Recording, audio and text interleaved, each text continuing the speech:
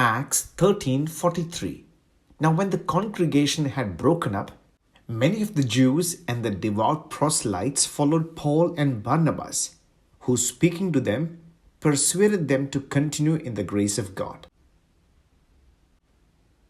The church at Antioch was a church used by God in the first century to plant churches in many parts of the world.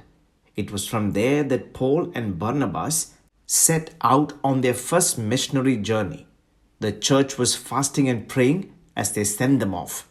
They may have helped them meet their needs on the journey beyond the spiritual support they needed.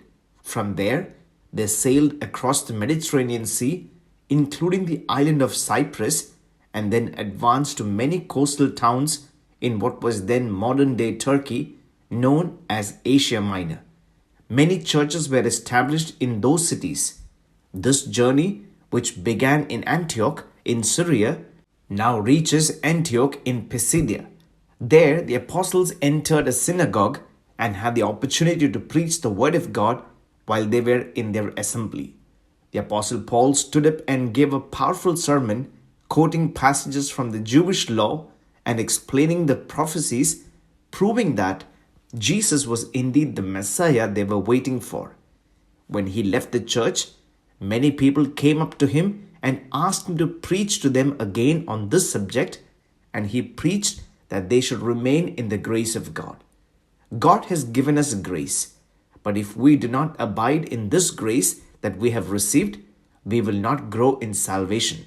Once we have received the revelation of God's grace and then turn away, there is no other sacrifice or way left for salvation.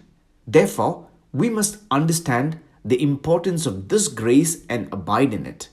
Losing God's grace by unbelief and living in sin is like throwing ourselves into hell. We must not use grace as a cover for sinning or as a freedom to sin. We must abide in God's grace without losing it at any cost. May God bless you.